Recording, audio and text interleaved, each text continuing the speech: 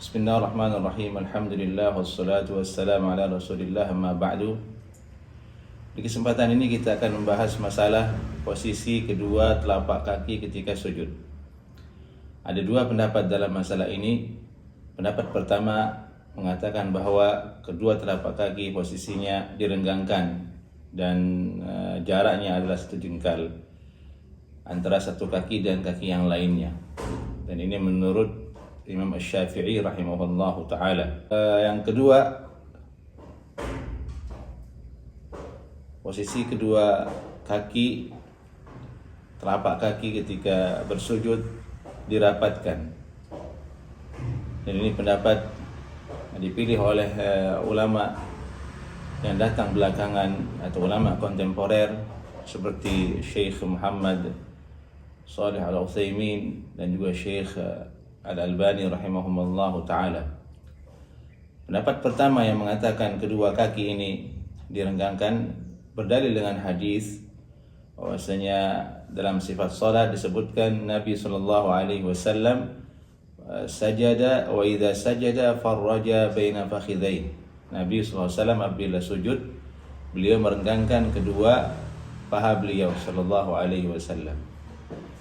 Diambil dalil dari hadis ini jadikan dalil bahwa bentuk pendalilannya bahwasanya pada dasarnya asal kedua telapak kaki itu mengikut kepada paha.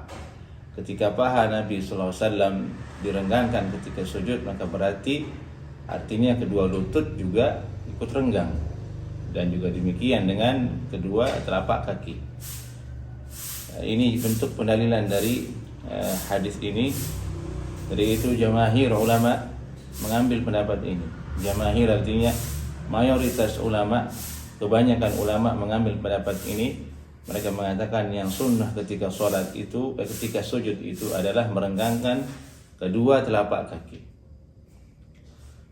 Kita lihat bagaimana penukilan nas ibarat dari Imam An-Nawawi rahimahullahu ta'ala dalam masalah ini. Qala Asy-Syafi'i wal ashab, berkata Imam Asy-Syafi'i dan murid-muridnya, yustahabbu lis-sajidi ay yufrija baina rukbatayhi wa baina qadamayhi. Di sunnah, berkata Imam Asy-Syafi'i rahimahullahu taala, disunnahkan bagi orang yang sujud untuk merenggangkan kedua, yakni kedua dengkulnya, lututnya, wa baina qadamayhi, dan kedua telapak kakinya. Adapun pendapat yang kedua, mereka berdalil dengan hadis yang juga sahih. Hadis tersebut ada dalam Sunan Abu Dawud.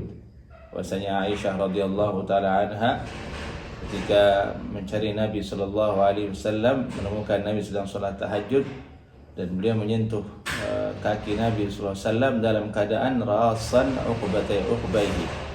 Ras artinya merapatkan uqbaihi, kedua tumitnya. Artinya berarti kedua telapak kaki Nabi ketika sujud di sini dirapatkan. Ini yang dalil yang digunakan oleh ulama yang mengatakan disunnahkan merapatkannya. Lalu mana yang benar, mana yang sahih? Kedua-duanya benar.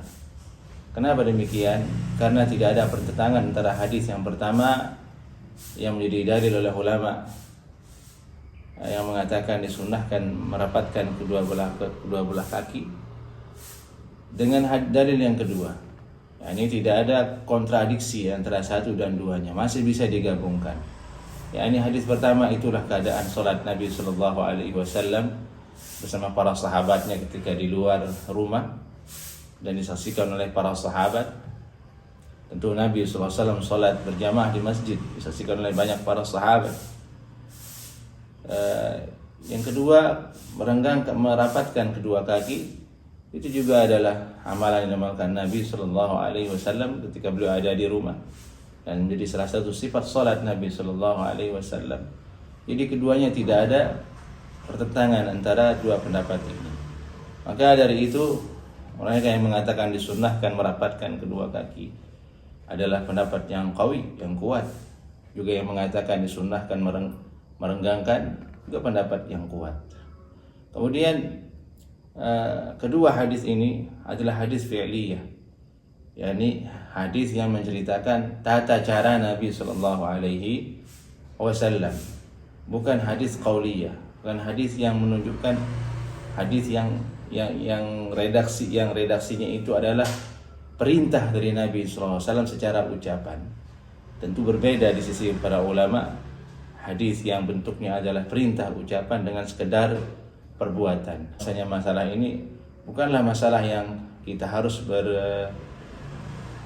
memilih sikap tegas di dalamnya sehingga mengatakan inilah yang sunnah, yang itu tidak sunnah, ini yang sunnah, yang lebih afdal, itu hukumnya boleh, seperti mana yang disebutkan sebagian orang. Ketahuilah bahwasanya jamaahir ahli ilm, jumhur ulama justru memilih pendapat yang pertama, bahwasanya disunnahkan merenggangkan. Dan di antara isi daripada jumhur ulama itu adalah Imam Asy-Syafi'i rahimahullahu taala. Oleh karena itu hendaklah kita berlapang dada dalam masalah ini.